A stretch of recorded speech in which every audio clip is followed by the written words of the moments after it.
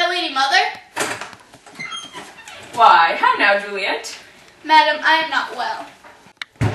Evermore weeping for your cousin's death? What wilt thou wash him from his grave with tears? But much of grief still shows some want of wit. Yet let me weep for such a feeling loss. Well, girl, thou weepest not so much for his death, but as that the villain lives which slaughtered him. What villain, madam? That same villain, Romeo. Villain, and he may be many miles asunder. God pardon him, I do with all my heart. And yet no man like he doth grieve my heart. That is because the traitor murderer lives. Aye, madam, and from the reach of these hands, would none but I might venge my cousin's death. We'll have vengeance for it, fear thou not. Then weep no more, I'll send one in Mantua, where that same banished renegade doth live.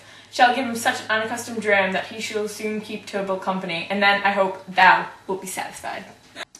Indeed, I never shall be satisfied with Romeo till I behold him. Dead is my poor heart for a kinsman vexed. Madam, if you could find out but a man to bear a poison, I would temper it, that Romeo should, upon receipt thereof, soon sleep in quiet.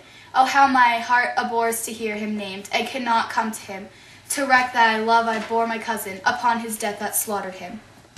Well, well, thou hast a careful father, child, one who, to put thee from thy happiness, hath sorted out a sudden day of joy. Madam, in happy time, what day is that? Mary, my child, early next Thursday morn, the county pairs at St. Peter's Church shall happily make thee there a joyful bride. Now by St. Peter's Church and Peter too, he shall not make me there a joyful bride. I will not marry yet, and when I do, I swear it shall be Romeo, whom you know I hate.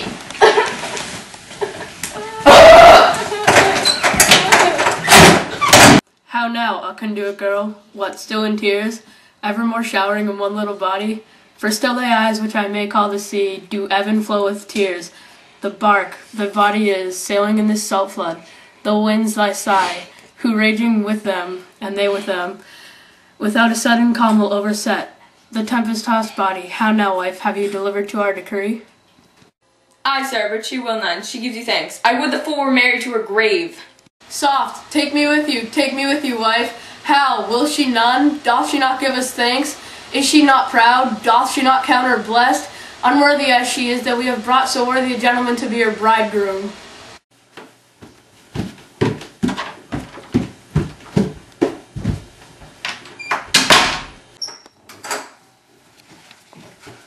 How now, choppy logic? What is this? Proud, and I thank you not, and yet not proud, Mistress Minion. You thank me, no thankings, no proud me, no prouds, but fettle your fine joints against Thursday next to go with Paris to St. Peter's Church, or I will drag thee on a hurdle thither. Out, you green sickness carrion, out, you baggage, you tallow-face. Ah! Good father, I beseech you on my knees, hear me with patience, but to speak one word. Hang thee, young baggage, disobedient wretch. I tell thee what, get thee to church o' Thursday, and never after look me in the face. Speak not, reply not, do not answer me. God in heaven bless her, for you are to blame, my lord, to rate her so. And why, my lady wisdom? Hold your tongue, good prudence, matter with your gossip, go. I speak no treason. Oh God, ye goddin. May not one speak? Peace, you mumbling fool, utter your gravity or a gossip's bull, for here we need it not. You are too hot. God's bread, it makes me mad. Thursday is near, lay hand on heart, advise, and you be mine. I'll give you to my friend, and you be not. Hang, beg, starve, die in the streets, for by my soul I'll ne'er acknowledge thee, nor what is mine shall never do thee good. Trust to bethink I'll not be forsworn. Oh, sweet my mother, cast me not away. Delay this marriage for a month, a week. Talk not to me, I'll not speak a word. Do as thou wilt, for I am done with thee. Oh God, oh nurse, how shall this be prevented? My husband's on earth, and my faith in heaven. How shall that faith return again to earth, unless that husband send it to me from heaven? By leaving earth, comfort me, counsel me. Alack, alack, that heaven should practice stratagems upon so soft a subject as myself. What sayest thou? Hast thou not a word of joy? Some comfort, nurse. Faith, here it is. Romeo is banished and all the world to nothing, that he dares ne'er come back to challenge you, or if he do, it need must be by stealth. Then, since the case so stands, as now it doth, I think it best you married with the county. Oh, he's a lovely gentleman. Romeo's a dish-clout to him, an eagle madam, hath not so green, so quick, so fair an eye as Paris hath.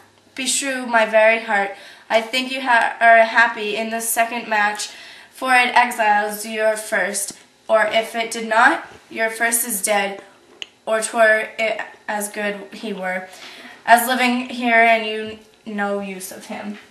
Well, thou hast comforted me marvellous much. Go in, and tell my lady I'm gone, having displeased my father to Lawrence's cell, to make confession, and to be absolved. Marry I will, but this is wisely done.